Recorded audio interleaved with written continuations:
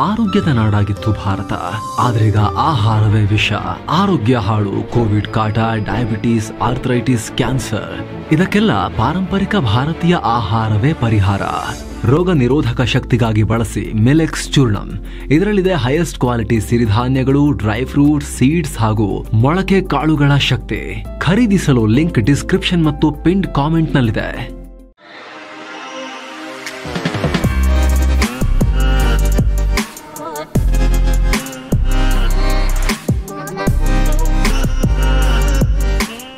Hi friends, ದಿನದ ಎಲ್ಲ ಪ್ರಮುಖ ಸುದ್ದಿಯನ್ನು ನಿಮಗೆ ತಲುಪಿಸೋ mastmaga.comನ ಫುಲ್ ನ್ಯೂಸ್ಗೆ ಸ್ವಾಗತ. ನಾನು ಅಮರ್ ಪ್ರಸಾದ್. ಮಿಡಲ್ ಈಸ್ಟ್ನಲ್ಲಿ ನಡೀತಾ ಇರೋ ಇಸ್ರೇಲ್ ಇರಾನ್ ಯುದ್ಧಕ್ಕೆ ದೊಡ್ಡ ಟ್ವಿಸ್ಟ್ ಸಿಕ್ಕಿದೆ. ಟ್ರಂಪ್ ಬೆದರಿಕೆಗಳ ನಡುವೆನೂ Iran supreme leader Ayatollah Ali Khamenei ದೊಡ್ಡ ಹೇಳಿಕೆ ಕೊಟ್ಟಿದ್ದಾರೆ. ನಾವು ಶರಣಾಗಲ್ಲ, ಇರಾನ್ ಕೂಡ ಶರಣಾಗೋದಿಲ್ಲ ಅಂತ ಹೇಳಿದ್ದಾರೆ.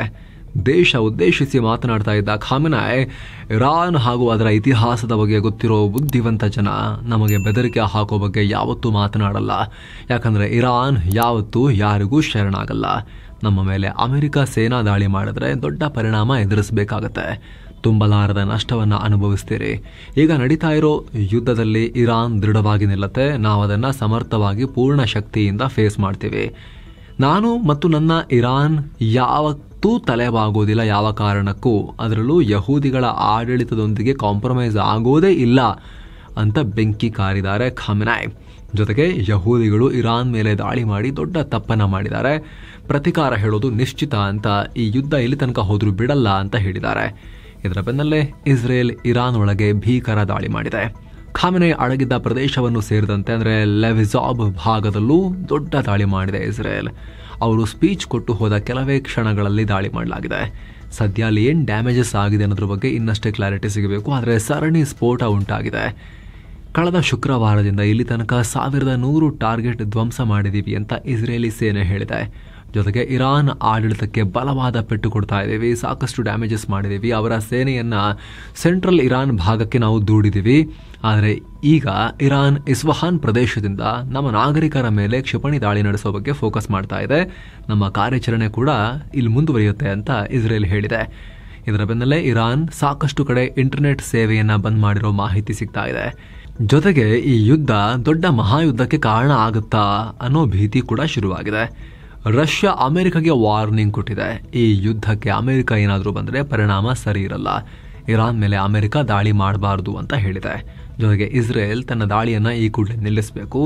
ಇನ್ನೊಂದು ಅಣುದಾಳಿ ಈ ಭೂಮಿ ಮೇಲೆ ಆಗೋ ಸಾಧ್ಯತೆ ಬರೀ ಮಿಲಿಮೀಟರ್ ದೂರ ಇದೆ ಅಂತ ರಷ್ಯಾದ ವಿದೇಶಾಂಗ ವಕ್ತಾರೆ ಮರಿಯಾ ಜಕರೋವಾ ಹೇಳಿದ್ದಾರೆ. ರಷ್ಯಾಗೆ ಅಮೆರಿಕಕ್ಕೆ ಬೆದರಿಕೆ ಹಾಕುವಷ್ಟು ಧೈರ್ಯ ಇದೆ, ಯಾವ ಕಾರಣಕ್ಕೂ ಬರಂಗಿಲ್ಲ, ಪರಿಣಾಮ ನೆಟ್ಟಿಗಿರಲ್ಲ ಅಂತ. ಆದರೆ ಇಸ್ರೇಲಿಗೆ ಮಾತ್ರ ನೀವು ಮಾಡ್ತಿರೋ ದಾಳಿಯನ್ನು ನಿಲ್ಲಿಸಿ ಅಂತ ಸ್ವಲ್ಪ ಸಾಫ್ಟಾಗಿ ಹೇಳ್ತಿದ್ದಾರೆ. ಗೊತ್ತು ಇವ್ರು ಬೆದರಿಕೆ ಹಾಕಿದ್ರೆ ಇಸ್ರೇಲ್ ಅವ್ರಿಗೆ ಕೇರ್ ಮಾಡೋದಿಲ್ಲ ಅಂತ ಹೇಳಿ. ಅವ್ರು ಇಸ್ರೇಲ್ನವರು ವಿಶ್ವಸಂಸ್ಥೆಯಲ್ಲಿ ನಿಂತ್ಕೊಂಡು ನೀವೆಲ್ಲ ವೇಸ್ಟು, ನೀವು ಬಾಗಲಾಕೊಂಬಿಡಿ ಅಂತೇಳಿ ಅಲ್ಲೇ ನಿಂತ್ಕೊಂಡು ಒಳಗೆ ನಿಂತ್ಕೊಂಡು ಹೇಳಿ ಬರ್ತಾರೆ. ಬೇಕಾದ್ರೆ ಯಾವ ಮುಲಾಜು ತೋರಿಸೋದಿಲ್ಲ. ಹಾಗಿರ್ಬೇಕಾದ್ರೆ ರಷ್ಯಾ ಹೇಳಿದ್ರೆ ಕೇಳ್ತಾರ. ಹಾಗಾಗಿ ಅವ್ರ ಬಗ್ಗೆ ಜಾಸ್ತಿಯನ್ನು ರಷ್ಯಾ ಮಾತಾಡಕ್ಕೆ ಹೋಗಿಲ್ಲ. ಅಮೆರಿಕಾಗೆ ಮಾತ್ರ ಭಾರಿ ಬೆದರಿಕೆಯನ್ನು ಹಾಕಿದೆ. ಇನ್ನು ಟರ್ಕಿ ಪ್ರತಿಕ್ರಿಯೆ ಕೊಟ್ಟು ಇಸ್ರೇಲ್ ಪ್ರಧಾನಿ ಬೆಂಜಮಿನ್ ನೆತನ್ಯಾಹು ಹಿಟ್ಲರ್ನ ಮೀರಿಸಿಬಿಟ್ಟಿದ್ದಾರೆ. ಇಸ್ರೇಲ್ಗೆ ಪ್ರತಿಯಾಗಿ ಇರಾನ್ ದಾಳಿ ನಡೆಸಿರೋದು ಸರಿಯಾಗಿದೆ. ನ್ಯೂಕ್ಲಿಯರ್ ಡೀಲ್ ಕುರಿತು ಇರಾನ್ ಅಮೆರಿಕ ನಡುವೆ ಮಾತುಕತೆ ಮುಗಿಯುವ ಮುನ್ನವೇ ಇಸ್ರೇಲ್ ದಾಳಿ ಮಾಡಿರೋದು ಸರಿಯಿಲ್ಲ ಅಂತ ಆಕ್ರೋಶ ಹೊರಹಾಕಿದ್ದಾರೆ. ಇನ್ನು ಸಂಘರ್ಷದಿಂದಾಗಿ ಇರಾನ್ನಿಂದ ಸುಮಾರು 800 ಜನ ಹಾಗೂ ಇಸ್ರೇಲ್ನಿಂದ ಸುಮಾರು 1000ಕ್ಕೂ ಅಧಿಕ ಚೀನಾ ಪ್ರಜೆಗಳು ಬೇರೆ ಕಡೆಗೆ ಸೇಫ್ ಜಾಗಕ್ಕೆ ಶಿಫ್ಟ್ ಆಗ್ತಿದ್ದಾರೆ ಅಂತ ಚೀನಾ ಮಾಹಿತಿ ನೀಡಿದೆ. ಏನೋ ಈ ಉದ್ವಿಗ್ನತೆ ನಡುವೆ ಇಸ್ರೇಲ್ ವಿಶ್ವಸಂಸ್ಥೆಯ ಭದ್ರತಾ ಮಂಡಳಿಗೆ 3 ಪುಟಗಳ ಪತ್ರ ಬರೆದಿದೆ. ಇರಾನ್ ಇಸ್ರೇಲ್ ಅನ್ನು ಎಲಿಮಿನೇಟ್ ಮಾಡೋಕೆ ಸ್ಟ್ರಾಟಜಿಕ್ ಪ್ಲಾನ್ ಮಾಡಿತ್ತು. ಅಂತಹ ಯಾವುದೇ ಬೆದರಿಕೆಗಳ ವಿರುದ್ಧ ತನ್ನನ್ನು ತಾನು ಕಾಪಾಡಿಕೊಳ್ಳೋಕೆ ಇಸ್ರೇಲ್ ದೃಢವಾಗಿ ನಿಲ್ಲುತ್ತೆ ಅಂತ ಇಸ್ರೇಲ್ ವಿದೇಶಾಂಗ ಮಂತ್ರಿ ಗಿಡಿಯಾನ್ ಸಾರ್ ಪತ್ರ ಬರೆದಿದ್ದಾರೆ. ಅಲ್ಲದೆ ಇರಾನ್ ತನ್ನ ಅಣ್ವಸ್ತ್ರ ತಯಾರಿಸುವ ಸಾಮರ್ಥ್ಯವನ್ನು ಹೆಚ್ಚಿಸಿಕೊಳ್ಳೋಕೆ ಶುರು ಮಾಡಿರೋದ್ರಿಂದ ಇಸ್ರೇಲ್ ದಾಳಿ ಮಾಡಿದೆ ಅಂತ ಕೂಡ ತಮ್ಮ ನಡೆಯನ್ನು ಸಮರ್ಥಿಸಿಕೊಂಡಿದ್ದಾರೆ. ಇನ್ನೊಂದು ಕಡೆ International Atomic Energy Agency IAEA director Rafael Grossi big statement ಕೊಟ್ಟಿದ್ದಾರೆ. ಇರಾನ್ ನ್ಯೂಕ್ಲಿಯರ್ ಅಸ್ತ್ರಗಳನ್ನು ತಯಾರಿಸಿಕೊಳ್ತಾ ಇದೆ ಅನ್ನೋದಕ್ಕೆ ನಮಗೆ ಯಾವುದೇ ಎವಿಡೆನ್ಸ್ ಸಿಕ್ಕಿಲ್ಲ ಅಂತ ಹೇಳಿದ್ದಾರೆ. ಅಮೆರಿಕದ CNN ಮಾಧ್ಯಮದ ಇಂಟರ್ವ್ಯೂನಲ್ಲಿ ಈ ರೀತಿ ಹೇಳಿದ್ದು. ಇದನ್ನ ಭಾರತದಲ್ಲಿರೋ ಇರಾನ್ ರಾಯಭಾರ ಕಚೇರಿ ಅಧಿಕಾರಿಗಳು ಪೋಸ್ಟ್ ಮಾಡಿದ್ದಾರೆ. ನಾವು ಅಣ್ವಸ್ತ್ರ ರೆಡಿ ಮಾಡ್ತಾನೆ ಇರಲಿಲ್ಲ ಅಂತ ಹೇಳ್ತಿದ್ದಾರೆ ಇರಾನ್ ಅವರು. ಪಾಕಿಸ್ತಾನದ ಸಿಂಧ್ ಪ್ರಾಂತ್ಯದಲ್ಲಿ ಜಫರ್ ಎಕ್ಸ್ಪ್ರೆಸ್ ಟ್ರೈನ್ ಪ್ರಯಾಣಿಸ್ತಾ ಇದ್ದಂತಹ ಹಳಿಯನ್ನೇ ಸ್ಫೋಟಿಸಲಾಗಿದೆ. ಪರಿಣಾಮ 6 ಬೋಗಿಗಳು ಹಳಿ ತಪ್ಪಿವೆ. ಈ ಘಟನೆಯಲ್ಲಿ ಯಾವುದೇ ಪ್ರಾಣಹಾನಿ ಆಗಿರೋದ್ರ ಬಗ್ಗೆ ಇನ್ನೂ ರಿಪೋರ್ಟ್ ಆಗಿಲ್ಲ. ಈ ಮಾರ್ಗದಲ್ಲಿ ರೈಲು ಸೇವೆಯನ್ನು ತಾತ್ಕಾಲಿಕವಾಗಿ ನಿಲ್ಲಿಸಲಾಗಿದೆ. ಇದುವರೆಗೆ ಈ ದಾಳಿಯ ಹೊಣೆಯನ್ನ ಯಾವುದೇ ಸಂಘಟನೆ ಹೊತ್ಕೊಂಡಿಲ್ಲ. ಅಂದಹಾಗೆ 380 ಪ್ರಯಾಣಿಕರಿದ್ದ ಜಫರ್ ಎಕ್ಸ್ಪ್ರೆಸ್ ರೈಲನ್ನ ಇದೇ ಮಾರ್ಚ್ನಲ್ಲಿ ಬಲೂಚಿಸ್ತಾನ್ ಲಿಬರೇಷನ್ ಸೇನೆ ಹೈಜಾಕ್ ಮಾಡಿತ್ತು. ಆಗ 33 ದಾಳಿಕೋರರು 18 ಸೈನಿಕರು ಸೇರಿ ಒಟ್ಟು 64 ಜನರ ಪ್ರಾಣ ಹೋಗಿತ್ತು. ಇದೀಗ ಮತ್ತೆ ಅದೇ ರೈಲು ಪ್ರಯಾಣಿಸುತ್ತಿದ್ದ ಹಳಿಗೆ ಸ್ಫೋಟಕ ಇಟ್ಟು ಉಡಾಯಿಸಲಾಗಿದೆ. ಅಹಮದಾಬಾದ್ ವಿಮಾನ ದುರಂತ ಪ್ರಕರಣಕ್ಕೆ ಸಂಬಂಧಪಟ್ಟಂತೆ ಸ್ಫೋಟಕ ಮಾಹಿತಿ ಸಿಗ್ತಾ ಇದೆ. ಕ್ರಾಶ್ ಆದ ವಿಮಾನದಲ್ಲಿ ಇಂಜಿನ್ ರಿಪ್ಲೇಸ್ ಆಗಿತ್ತು ಅಂತ ಗೊತ್ತಾಗಿದೆ. ಇದು 12 ವರ್ಷ ಹಳೆಯ ವಿಮಾನವಾಗಿದ್ದರಿಂದ 2023 ಜೂನ್ನಲ್ಲಿ ಡೀಟೇಲ್ಡ್ ಮೇಂಟೆನೆನ್ಸ್ ಚೆಕ್ ಆಗಿತ್ತು. ಜೊತೆಗೆ ವಿಮಾನದ ಬಲಬದಿಯ ಇಂಜಿನ್ ಇದೇ ವರ್ಷದ ಮಾರ್ಚ್ ತಿಂಗಳಲ್ಲಿ ಅಂದ್ರೆ ಅಪಘಾತಕ್ಕೂ 3 ತಿಂಗಳ ಹಿಂದಷ್ಟೇ ಬದಲಾಯಿಸಲಾಗಿತ್ತು. ಮುಂದಿನ ಮೇಂಟೆನೆನ್ಸ್ ಚೆಕ್ ಇದೇ ವರ್ಷದ ಡಿಸೆಂಬರ್ಗೆ ಶೆಡ್ಯೂಲ್ ಕೂಡ ಆಗಿತ್ತು. ಅಷ್ಟರಲ್ಲಿ ಈ ಅಪಘಾತ ಆಗಿದೆ. ಈ ಕ್ರಾಶ್ನಿಂದ ಭಾರತೀಯ ವಿಮಾನಯಾನ ಇತಿಹಾಸದಲ್ಲೇ ಅತಿದೊಡ್ಡ ಇನ್ಶೂರೆನ್ಸ್ ಕ್ಲೇಮ್ ಟ್ರಿಗರ್ ಆಗಿದೆ. ಜನ ಮತ್ತು ಏರ್ ಇಂಡಿಯಾ ಕಂಪನಿ ವಿಮಾನಕ್ಕೆ ಮಾಡಿಸಿದ ಇನ್ಶೂರೆನ್ಸ್ ಎಲ್ಲವೂ ಸೇರಿ ಸುಮಾರು 3,000 ಕೋಟಿ ರೂಪಾಯಿನಷ್ಟು ಇನ್ಶೂರೆನ್ಸ್ ಕ್ಲೇಮ್ ಟ್ರಿಗರ್ ಆಗಿದೆ. ಇದರಲ್ಲಿ 850 ಕೋಟಿ ರೂಪಾಯಿ ಕ್ರಾಶ್ ಆದ ಬೋಯಿಂಗ್ 787 ಡ್ರೀಮ್ ಲೈನರ್ ವಿಮಾನದ್ದೇ ಇನ್ಶೂರೆನ್ಸ್ ಇದೆ. ಈ ಅಪಘಾತದಲ್ಲಿ ವಿಶ್ವಾಸ್ ಕುಮಾರ್ ರಮೇಶ್ ಅನ್ನೋರು ಅಚ್ಚರಿಯ ರೀತಿ ಬದುಕುಳಿದಿದ್ದಾರೆ. ಈಗ ಹೇಗೆ ಬದುಕುಳಿದ್ರು ಅನ್ನೋದ್ರ ಬಗ್ಗೆ ಇನ್ನಷ್ಟು ಮಾಹಿತಿ ಬರ್ತಾನೆ ಇದೆ. ವಿಮಾನ ಕ್ರ್ಯಾಶ್ ಆದ ಕಟ್ಟಡ ಮತ್ತು ಪಕ್ಕದ ಕಟ್ಟಡದ ನಡುವೆ ಚಿಕ್ಕದಾದ ಗ್ಯಾಪ್ ಇತ್ತು. ಅಲ್ಲಿ ವಿಶ್ವಾಸ್ ಕುಮಾರ್ ಬಿದ್ರು. ಜೊತೆಗೆ ಆ 2 ಕಟ್ಟಡದ ಮಧ್ಯೆ ಸಡಿಲವಾದ ಮಣ್ಣಿನ ರಾಶಿ ಕೂಡ ಹಾಕಲಾಗಿತ್ತು. ಹೀಗಾಗಿ ಅವರು ವಿಮಾನದಿಂದ ಬಿದ್ದಾಗ ಜಾಸ್ತಿ ಪೆಟ್ಟಾಗದೆ, ದೊಡ್ಡ ಪ್ರಮಾಣದ ಹಾರ್ಡ್ ಇಂಪ್ಯಾಕ್ಟ್ ಆಗದೆ ಬದುಕುಳಿಯೋಕೆ ಸಾಧ್ಯ ಆಯಿತು, ಸಣ್ಣ ಪುಟ್ಟ ತರಚು ಗಾಯಗಳೊಂದಿಗೆ. ವಿಮಾನದಲ್ಲಿ ಯಾವುದೇ ಆಂತರಿಕ ಸ್ಫೋಟ ಸಂಭವಿಸಿರೋ ಸಾಧ್ಯತೆ ತುಂಬಾ ಕಮ್ಮಿ.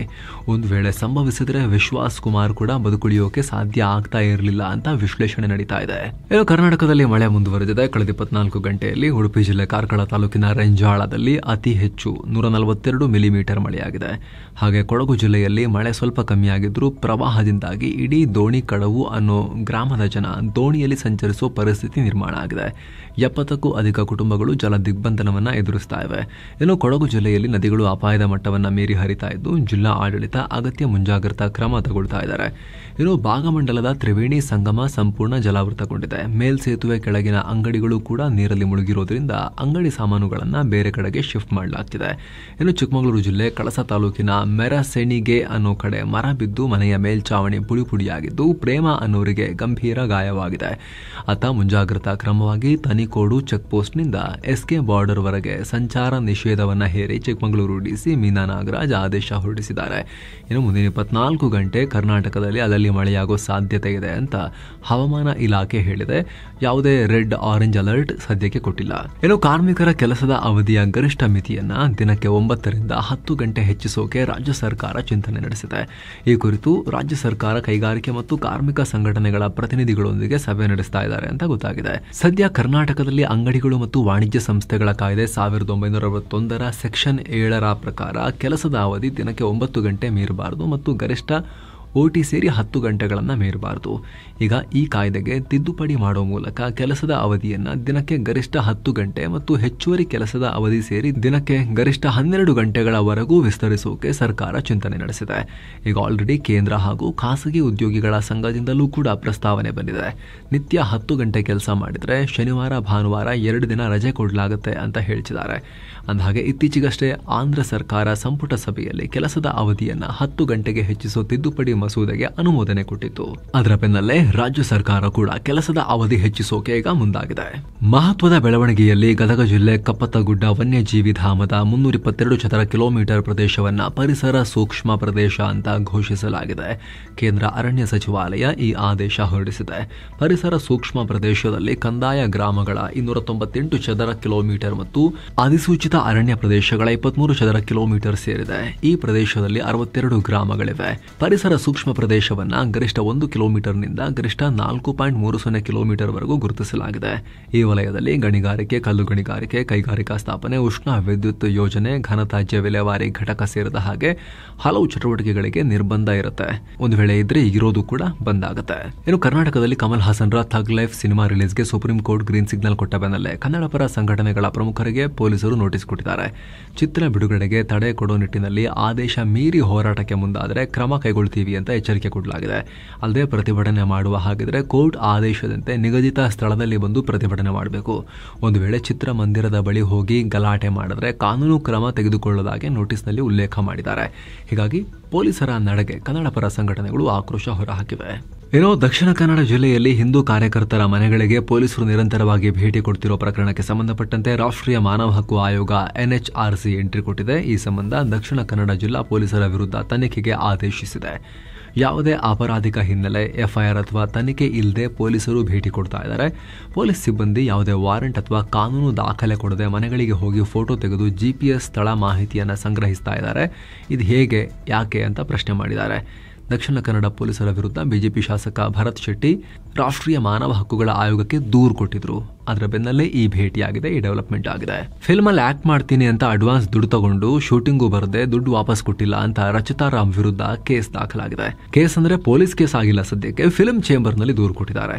ರಚಿತಾ ರಾಮ್ ಉಪ್ಪಿ ರುಪ್ಪಿ ಅನ್ನೋ ಸಿನಿಮಾದಲ್ಲಿ ಆಕ್ಟಿಂಗ್ ಮಾಡ್ತೀನಿ ಅಂತ ನಿರ್ಮಾಪಕಿ ವಿಜಯಲಕ್ಷ್ಮಿ ಅರಸ್ ಬಳಿ 13 ಲಕ್ಷ ರೂಪಾಯಿ ಅಡ್ವಾನ್ಸ್ ತಗೊಂಡಿದ್ರಂತೆ. ಆದರೆ ಶೂಟಿಂಗ್ಗೆ ಬಂದಿಲ್ಲ, ಅಡ್ವಾನ್ಸ್ ಹಣವನ್ನ ಕೂಡ ವಾಪಸ್ ಕೊಟ್ಟಿಲ್ಲ ಅಂತ ದೂರಿನಲ್ಲಿ ಉಲ್ಲೇಖ ಮಾಡಲಾಗಿದೆ. ಏನೋ ಟೋಲ್ ಕಿರಿಕಿರಿಗೆ ಬ್ರೇಕ್ ಹಾಕೋಕೆ ಕೇಂದ್ರ ಸರ್ಕಾರ ಫಾಸ್ಟ್ ಟ್ಯಾಗ್ ಆಧಾರಿತ ಪಾಸ್ ಅನ್ನ ಜಾರಿ ಮಾಡೋಕೆ ಮುಂದಾಗಿದ್ದಾರೆ. 3,000 ರೂಪಾಯಿಗೆ ವಾರ್ಷಿಕ ಟೋಲ್ ಪಾಸ್ ಆಗಸ್ಟ್ 15ರಿಂದ ಇದು ಜಾರಿಗೆ ಬರುತ್ತೆ. ನಿತಿನ್ ಗಡ್ಕರಿ ಹೇಳಿದ್ದಾರೆ. ಈ ಪಾಸ್ 1 ವರ್ಷದವರೆಗೆ ಅಥವಾ 200 ಟ್ರಿಪ್ಗಳಿಗೆ ಅನ್ವಯ ಆಗುತ್ತೆ. ವಾಣಿಜ್ಯೇತರ ಖಾಸಗಿ ವಾಹನಗಳಿಗೆ ಮಾತ್ರ ಅಪ್ಲೈ ಆಗುತ್ತೆ.